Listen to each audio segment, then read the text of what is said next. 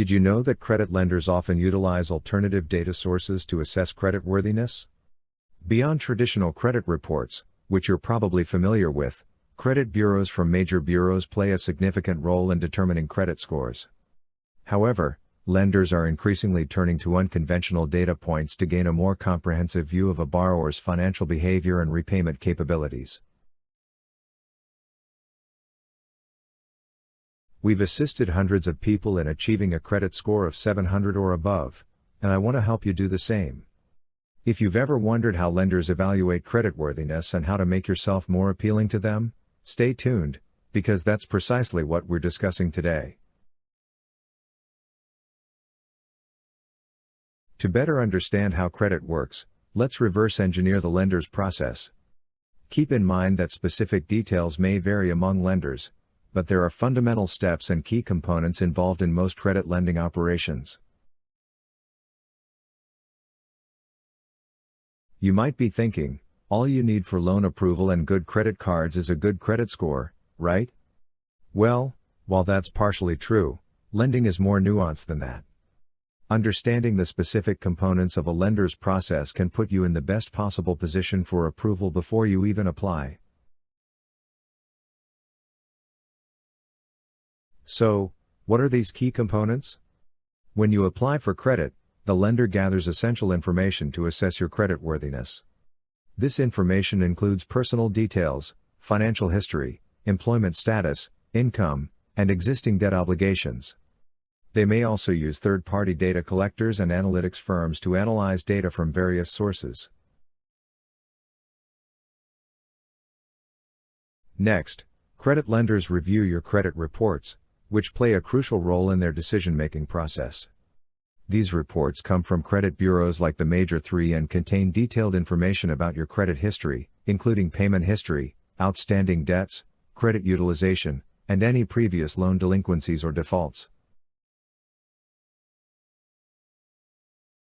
Credit reports provide vital information, which lenders simplify into credit scores. These scores are usually calculated using algorithms, providing a numerical representation of your creditworthiness. Common credit scoring models include FICO and VantageScore. Now, let's discuss the underwriting process. The lender's underwriting team reviews your credit application, credit score, and additional factors to assess the level of risk associated with you. Based on this information, they decide whether to approve or decline your request and determine the loan terms, including the interest rate, loan amount, and repayment period. Lenders may also consider public records, such as bankruptcies, tax liens, and legal judgments, to gain insight into your financial stability and risk level. Once your interest rates are calculated, you'll be presented with a loan agreement if you're approved. This agreement outlines the terms and conditions, including the interest rate, repayment schedule, fees, and consequences of default.